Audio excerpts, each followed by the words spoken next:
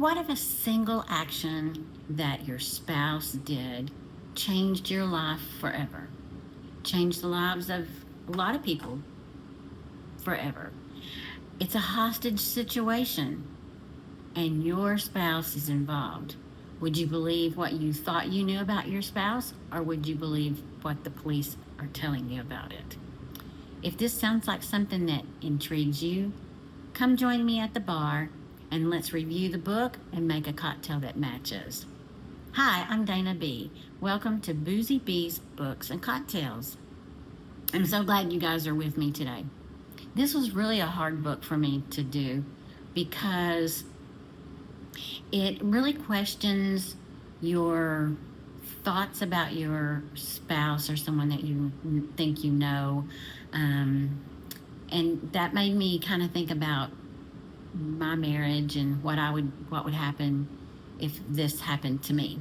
So let's set the book up. It is June 21st. It is the longest day of the year, and it's certainly the longest day for Cam, who is our main character of the book. She is a new mother. She's been on maternity leave for about 9 months, and she's getting to go back to work that she dearly loves, and it's been about 9 months. So the author really spends some time in this first part setting up the relationship between Cam and Luke and how they just really gel together. They're in this parenthood gig together. And then it's this day. And she wakes up. Luke is not there. She texts him. She calls him. And he's not answering. So all she has left to do is take her child to daycare and get to work. So she drops off her child to work. She keeps texting, she keeps calling, and Luke doesn't answer. And so she gets to work, and she's like, oh my gosh, I'm so excited, finally getting to have some adult conversation. And she sees that the TV breaks to the news, breaking news, and it's a hostage situation. And she realizes that the place that the hostages are being held is someplace that's familiar to her and Luke. And so she keeps trying to call him, and then all of a sudden they announce who the hostages are being held by, and it's her husband. And her life just completely spins out of control, as it would anyone. I can't even imagine what she is feeling.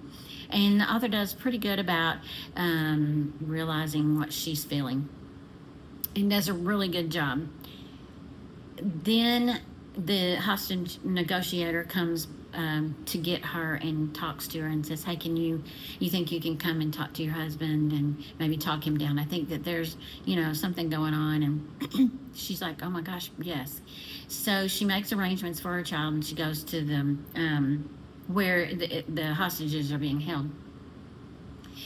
And they're talking, and then the next thing you know, he lets one of the hostages go and then shoots the other 2 hostages. And things just go mad. And she can't believe it, just absolutely can't believe it. What's so weird about this is that Luke is nowhere to be found now. They look everywhere for him, and he's just not around. He escapes. So then the book kind of goes 7 years later, and this is where I don't care for the book. It's a long part of the book. It just basically is Luke and Cam's love story, and she just wishy-washy about, what if she believes him or doesn't believe him? He's murdered 2 people, but she can't believe he's murdered 2 people. And so it just really ventures off into something that I'm not crazy about. The beginning of the book is great, absolutely great. It's a thriller. It's on the edge of your seat, and it's fast-paced, and then you get to the middle, and it's just, and I just didn't understand why the author kind of did this. And it really gets good review. So maybe it's me. I would be very interested in, if you've read it or if you're gonna read it, let me know what you think about it. Maybe it's just me. Maybe it's just not the style of books that I enjoy, which I really do enjoy thriller books. So the first part just really sets you up for something. I just don't know. The third part of the book, the author comes back around and makes more sense and kind of wraps it up really well, so that you're like, okay, well, it was a pretty good book. I would probably give it a 3.5 out of a 5.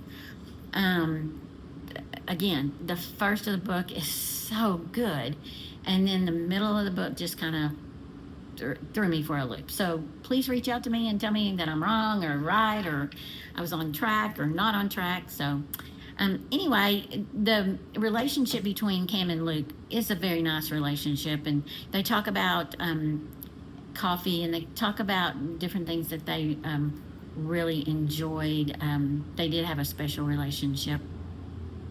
So now we're going to talk about the cocktail. And since they talked about coffee in the book a lot, actually the hostage negotiator took Luke some very nice coffee, and so that made me think of Espresso Martini. And you can get these in lots of restaurants right now, and they're super easy to make. It looks like a lot of work, but it really isn't. It's just a couple of ingredients. So the ingredient list is vodka, coffee liqueur, and simple syrup, and then of course espresso. So I put the ice in my glass so that I would have it chilled, and I'm going to use this ice actually in my shaker to shake this martini. So we've got ice, we've got our coffee. It's 1 ounce of espresso. We've got a half an ounce of simple syrup, and I made my simple syrup last night, and it's just 1 to 1. So if it's a cup of sugar to a cup of water, and then you just let it boil down. So we've got a half ounce of simple syrup. We've got our coffee in there. So we're going to put the liqueur, and it is 1 ounce of coffee liqueur. And I'm using Rocktown. It's from Little Rock. And I like to use local ingredients when I can. And if y'all are in Little Rock and you've got a little time, go by. They have a tour during the day, and it's real fun to go through there and see what they're doing there. So we've got 1 ounce of Rocktown coffee liqueur, but if you don't have this one, Kahlua is really good to use. And then we're gonna use 2 ounces of vodka. And I keep my vodka in the refrigerator so that it's nice and cold. Today we're using Absolute. I usually use Grey Goose, but we've got Absolute. This is my husband's favorite. So 2 ounces of vodka. And that is our ingredients. So we're going to shake it up.